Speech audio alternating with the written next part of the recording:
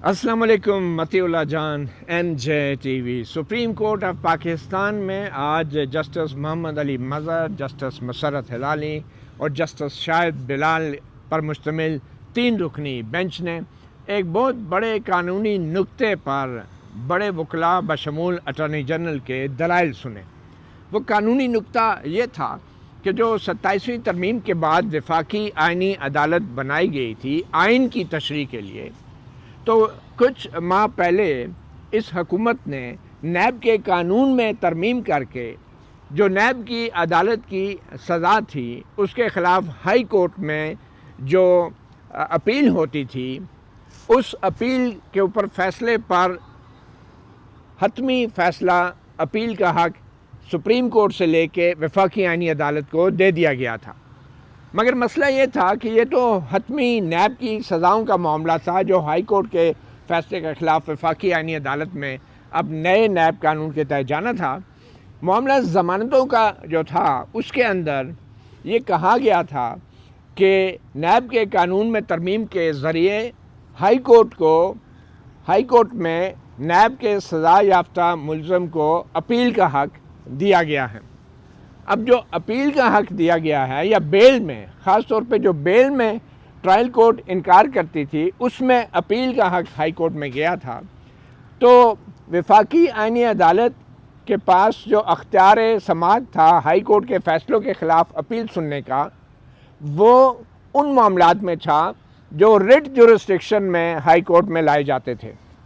और जो trial court में नैब की अदालत में ज़मानत से इनकार किया जाता था उसमें नए कानून के तहत अपील का हक़ मिलने के बाद वो रिट जुरिस्डिक्शन का मामला नहीं रहा, जिसके बायस ये कहा जा रहा था कि नैब के कवानीन में ज़मानत के जो मामलात हैं वो हाई कोर्ट से होते हुए सुप्रीम कोर्ट में आएंगे, यानी पुरानी वाली सुप्रीम कोर्ट में आएंगे। और यही आज बहुत सारे ज़मानत के मामलात जो नैब के कानून में तब्दीली से पहले सुप्रीम कोर्ट में ज़ेरे इल्तवा थे, वो तमाम के तमाम आज सुप्रीम कोर्ट में लगे, ये तय करने के लिए कि क्या ज़मानत के ये जो मामलात हैं ये सुप्रीम कोर्ट ही सुनेगी या फिर वफाकी आइनी अदालत सुनेगी। और इन मामलात में एक केस के अंदर हमारे साथ मौजूद हैं एडवोकेट इबादुर रहमान लोधी, जो नैब के एक मुलज़म की ज़मानत बाद अज़ गिरफ़्तारी के लिए दलाइल दे रहे थे। उन्होंने भी दलाइल दिए और उनका भी यही कहना था कि जो ज़मानत के मामलात हैं वो सुप्रीम कोर्ट सुनेगी और जो हाई कोर्ट में नैब की सज़ाओं के ख़िलाफ़ जो फ़ैसले होंगे या सज़ाओं के को अपहोल्ड किया जाएगा उसके ख़िलाफ़ अपीलें सिर्फ वफाकी आइनी अदालत में जाएंगी नैब कानून में नई तरमीम के तहत। तो एडवोकेट इबादुर रहमान लोधी साहब, ये असल मसला क्या था? आपको नहीं लगता कि ये जो कुछ भी किया जा रहा है, ये इमरान ख़ान की जो अपीलें अब सुप्रीम कोर्ट में आनी थी उनको एक किस्म का रोड ब्लॉक करके ट्रैफिक को डाइवर्ट किया जा रहा है? आप बराह रास्त उस बात पे आ गए हैं जिसमें जो मक्ते में बात कहनी चाहिए थी आपने गज़ल के मतले में वो बात कह दी। लगता ऐसे ही है।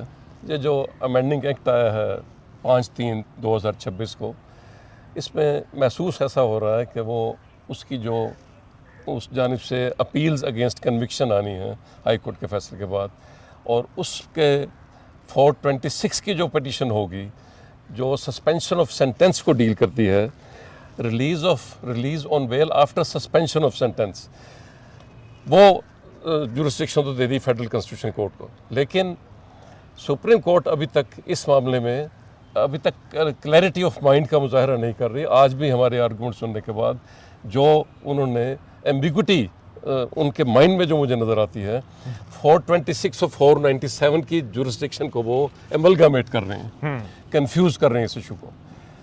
जो बेल मैटर्स हैं पेंडिंग ट्रायल वो है 497 के तहत, और अमेंडिंग एक्ट जो आया है 26 का, उसकी सेक्शन 5 जो है वो भी जुरिस्डिक्शन देती है 497 और 498 के केसेस में ट्रायल कोर्ट को, और फिर हाई कोर्ट 497 की पिटीशन सुनेगी, कंकरेंट जुरिस्डिक्शन होती है उसकी।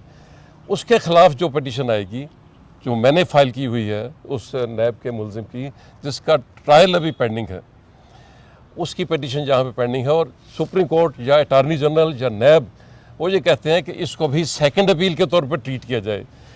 जो सेक्शन 32A ऐड हुई है अमेंडिंग एक्ट के तहत, मेरी गुजारिश ये थी कि ये सेकंड अपील कंसिडर नहीं होगी। सेकंड अपील प्रोवाइडेड है only to the persons convicted by the trial court, जो सजा याफ्ता हो। कन्विक्टेड और एक्यूटेड। एक्यूटल के अगेंस्ट नैब आएगी और कन्विक्टेड के अगेंस्ट वो कन्विक्टेड पर्सन आएगा। यानी सजा मुअत्तली और जमानत के मामलात में ये सेकंड ये अपील नहीं। सजा मुअत्तली एक अलग चीज़ है, जमानत एक अलग चीज़ है। ठीक है। सजा मुअत्तली में तो चूंकि मिसलिनियस एप्लीकेशन 426 की एक पार्ट होती है उस ठीक है। अपील का, सजा जो हो अपील चुकी आपने- होती है। जो अपील आपने अगेंस्ट कन्विक्शन फाइल की होती है। ये जो जमानत है पेंडिंग ट्रायल, ये एक इंडिपेंडेंट प्रोसीडिंग्स है 497 498, ठीक है। और इसी तरह डील किया गया उसको। 199 की भी पिटीशन अगर होती तो फिर हम स्कोप दे सकते थे कि वो फेडरल कॉन्स्टिट्यूशन कोर्ट में जाएगा। ना 199 की पिटीशन है, ना सेक्शन 32 की अपील डिसाइड किया हाई कोर्ट ने कि उसके खिलाफ 32A की सेकंड अपील चली जाए। तो वो अब परसों के लिए उन्होंने कहा है कि हम इसको थ्रैश आउट करना चाहते हैं। अच्छा, वो इस हवाले से अटॉर्नी जनरल साहब भी कोई वाज़ेह जवाब नहीं दे पा रहे। लग ये रहा था कि वो बहुत फंस गए हैं। जी, वो भी सिर्फ क्योंकि रीडिंग कर रहे हैं, वो रीडिंग कर रहे थे रीडिंग कर रहे हैं और वो ये चाह रहे थे कि जो आइन की जो प्रोविजंस हैं और जो कानून लाया गया है उनको मिलाकर हारमोनियस इंटरप्रिटेशन की जाए। अब अगर अटॉर्नी जनरल हारमोनियस इंटरप्रिटेशन पे आ गया है तो इसका मतलब तो ये है कि वो कि तस्लीम लॉ कर रहे हैं लॉ कि में कोई कानून खराबी है, सुकम लॉ में कोई कमी है। वो मैंने भी पॉइंट आउट किया था कि लॉ में कमी है इसमें। ये जुरिस्डिक्शन देने के बावजूद उसको फेडरल कॉन्स्टिट्यूशन कोर्ट को उसके बारे में कहीं नहीं कहा गया कि पेंडिंग प्रोसीडिंग को क्या किया जाएगा। ये अब डिसाइड करेगी सुप्रीम कोर्ट, और वो अटॉर्नी जनरल अगर सजेस्ट कर रहा है कि हारमोनियस कंसिडरेशन होंगी तो वो आजकल तो हारमोनी चल रही है सर। लेट्स से कि अगर सुप्रीम कोर्ट ये फैसला देती है कि ये अपीलें हम ही सुनेंगे ज़मानत की, तो फिर क्या होगा? एक तो आप अपनी टर्मिनोलॉजी ठीक कर लें, ये अपील जमानत की नहीं है, मतलब ज़मानत के ये जो पिटीशन है, leave to petition. Subject to grant of leave by बिल्कुल सही। और उसके बाद फिर वो मेरी सबमिशन ये है कि करना यही चाहिए सुप्रीम कोर्ट को। लॉ बिल्कुल क्लियर है कि हाई कोर्ट ने जो 497 की पिटीशन फाइल की है उसके खिलाफ कोई रेमेडी लाई नहीं करती फेडरल कॉन्स्टिट्यूशन कोर्ट में, इवन आफ्टर अमेंडिंग एक्ट 2026। ठीक है। लेकिन अब देखते हैं क्या। लेकिन अगर सुप्रीम कोर्ट ये कहती है कि ये जो अपीलें हैं या ये जो ज़मानत के मैटर्स हैं ये हम सुनेंगे, तो क्या ये कानून की तशरीह के मुताबिक नहीं होगा? और क्या कानून और आइन की तशरीह का हतमी अख्तियार अब आइन में आइनी अदालत को नहीं? नहीं, अब दोनों अदालतों में वो सुओ मोटो पावर्स वापस ले ली गई हैं सुप्रीम कोर्ट की, लेकिन कानून अब अगर कानून की तशरीह का इख्तियार भी अब सुप्रीम कोर्ट से ले रहे थे, फिर सुप्रीम कोर्ट करेगी क्या? नहीं तो वो तो लिखा हुआ है सवाए फैमिली मैटर्स, सवाए तलाक और खर्चे के अलावा सारे और वो किराएदार और मालिक के केस वो सुनते रहेगी, और उसमें भी कानून की तशरीह कहीं होती है। उसमें भी सुप्रीम कोर्ट यही कहना कि जी हम कानून की तशरीह नहीं कर सकते। क्या वफाकी आईनी अदालत को ये अख्तियार है कि वो हाई कोर्ट से या इवन सुप्रीम कोर्ट से कोई भी ऐसा मैटर है जिसमें आईनी और कानूनी मामला इन्वॉल्व है वो केस अपने पास मंगवा ले? हाई कोर्ट से मंगवा सकते हैं, सुप्रीम कोर्ट से नहीं। ये तो 87 तरमीम में कहा गया है कि वो कोई भी केसेस जो हैं ये मैटर जो आइन की तशरीह से फाल मुतल्लिक़ करते हैं, 199 वो के तहत सुप्रीम कोर्ट से चाहिए आप कहते नहीं मंगवा सकते, उसमें लिखा है एनी कोर्ट नहीं। ये क्या ये सुप्रीम आईनी अदालत जहाँ ये कन्फ्यूजन रहेगी जब तक ये मामला सेटल नहीं होता। दोनों कॉन्स्टिट्यूशन कोर्ट और सुप्रीम कोर्ट एक दूसरे की एग्जिस्टेंस को तस्लीम नहीं कर रहे, दिल से नहीं मान रहे, और अल्लाह बेहतर जानता है कि क्या। तो आप ये कह रहे हैं कि ये सुप्रीम कोर्ट का अख्तियार है ये तय करना कि ये मैटर आईनी अदालत जाएगा या नहीं, ये सुप्रीम कोर्ट तय करेगी, आप ये कह रहे हैं? अभी सुप्रीम कोर्ट यही तय करने के लिए बैठी है। सुप्रीम कोर्ट में अटॉर्नी जनरल ने ये पॉइंट रेज किया था और सुप्रीम कोर्ट ही कंसिडर कर रही है। सुप्रीम कोर्ट ही जजमेंट के जरिए ये डिसाइड करेगी। मतलब यही मैटर जब जस्टिस मंसूर अली शाह, जस्टिस अकील अब्बासी के बेंच के सामने आया था, जो एक कस्टम का केस था, और वो मैटर लगा के उस बेंच में एक दो समातें भी हुई और फिर अचानक रजिस्ट्रार ने वो फाइलें मंगवा ली, तो वो क्या था और ये क्या है? तारीख गोशों की निशानदेही कर रहे हैं, और मैं एक लॉ का तालिब इल्म होते हुए बहुत शर्मिंदा होता हूँ, सच्ची बात है। जो हमारे साथ माजी करीब में होता रहा है, इस इदारे के साथ जो कुछ होता रहा है, जिस इदारे के सामने इस वक्त हम खड़े हैं, वो एक तारीख का अलमनाक हिस्सा होगा, मैं समझता हूँ। तो आप वफाकी आईनी अदालत में भी पेश होते रहते हैं? जी, जाता हूँ वहाँ पे। ठीक है, तो आपको क्या लगता है कि वहाँ पे जो आजकल फैसले आ रहे हैं वो आइन की तशरीह हो रही है? ये जो मनाल मैं ये समझता हूँ कि जी ये बहुत बड़ा मजाक है। हर आने वाले दौर में पिछले फैसलों को ये कह के अब इतनी बड़ी ज़्यादती है ये कि नस्ला टावर गिर गया, लोग बेघर होकर चले गए कहीं ना कहीं, मोनाल रेस्टोरेंट गिर गया, डिमॉलिश हो गया और उसके एम्प्लॉइज जो भी मुतासरा लोग थे वो सारे, और अब हम उसको कह रहे हैं कि जी वो गलत फैसले थे। अब बाबा गलत फैसले थे तो वो जिन्होंने फैसले किए उनको बुला के पूछो कि ये क्या फैसले किए थे आपने, जिंदा है ना अभी वो और लोग। फिर रिव्यू जुरिस्डिक्शन तो बड़ी महदूद होती है, रिव्यू में क्या आप सुप्रीम कोर्ट के ये आइन की तशरीह को सेटिस्फाई कर सकते हैं? अल्लाह दित्ता का केस लेके आऊँ तो मुझे यही कहा जाता है कि रिव्यू जुरिस्डिक्शन बहुत लिमिटेड है और आप नया केस को आर्गू नहीं कर सकते।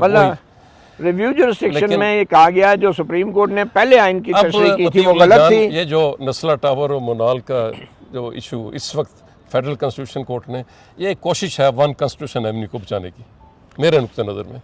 अच्छा, क्योंकि वो अब वो भी सुप्रीम कोर्ट का फैसला था, वो भी सुप्रीम कोर्ट का फैसला था और उसको बचाने की कोशिश है, लेकिन वो तो रिव्यू में भी रिजेक्ट हो गया था। अब क्या करें फिर? और ये मोनाल वाला भी रिव्यू में रिजेक्ट हो चुका था सुप्रीम कोर्ट में। ये दोबारा सिर्फ पैसों के लेन देन का मसला नहीं, अब पता नहीं सुप्रीम अपना फेडरल कॉन्स्टिट्यूशन कोर्ट ने कौन सी जुरिस्डिक्शन एक्सरसाइज की है और कौन से आइन की कौन सी शिक की तशरीह की है, कौन सा बुनियादी हक जो है वो दिया गया है। मैं इस सिस्टम में अभी वो देखूंगा, जजमेंट मैंने देखी नहीं, लेकिन मुझे नहीं नजर आ रहा है कौन सी जुरिस्डिक्शन एक्सरसाइज की है। अच्छा, मुझे ये बताएं कि अगर ये तमाम केसेस जो हैं सुप्रीम कोर्ट आइनी अदालत में भेज देती है, ये जो नैब में ज़मानत के केसेस हैं आइनी अदालत में भेज देती है, तो वफाकी आइनी अदालत में आप जाके ज़मानत के केस जब लड़ेंगे तो आप भी लाहौर हाई कोर्ट के एक जज रहे हैं, मुझे ये बताएं कि ये जो आइनी अदालत में जजेस बैठे हैं ये क्रिमिनल मैटर्स में इनमें कोई एक एक्सपर्ट है जो कि ज़मानत के मैटर्स और क्रिमिनल मैटर्स को सुन सके? आप मुझसे क्या तवक्को करते हैं, क्या कहना चाहते हैं? नहीं, जो आपको पता है वो बता दें। मैं इस सिलसिले में वो कहते हैं ना नो कमेंट्स, तो मेरा नो कमेंट्स ही होंगे, नो कमेंट्स होंगे। इसमें भी बहुत सी बात छुपी हुई है ये कहने में भी। अच्छा अच्छा, आखिर में एक ये बता दें कि 27वीं तरमीम के बाद वफाकी आइनी अदालत आला तरीन आइन की तशरीह करने का इदारा है। अब सुप्रीम कोर्ट के अंदर एक स्पेशल बेंच अभी भी बना हुआ है आइन के तहत, और वो है शरीयत बेंच। अब शरीयत बेंच जो है वो भी आइन की तशरीह करता है जी। तो अब मुझे ये बताएं कि जो मामलात वफाकी शरई अदालत से सुप्रीम कोर्ट के शरीयत बेंच के सामने आएंगे तो क्या वो मामलात सुप्रीम कोर्ट ही तय करेगी और वो भी आइन की तशरीह? अब ये पॉइंट आउट कर दिया है ना, इसका मतलब है अगली लेजिस्लेशन आ रही है आर्टिकल 203 को चेंज कर देगी। अच्छा, वो भी आ जाएगी। अच्छा, वो भी इख्तियार चला जाएगा। आप ये मानते हैं कि एक बहुत बड़ी कंट्राडिक्शन थी अभी भी? जाहिर है, और आपने पॉइंट आउट कर दिया है।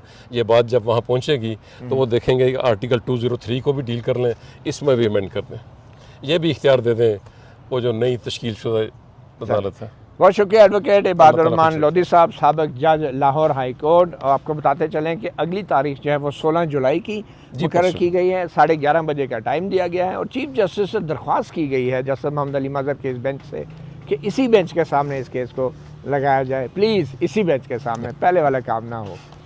मतीउल्लाह जान, MJ TV से इतना ही, इजाज़त दीजिए, अल्लाह हाफिज़।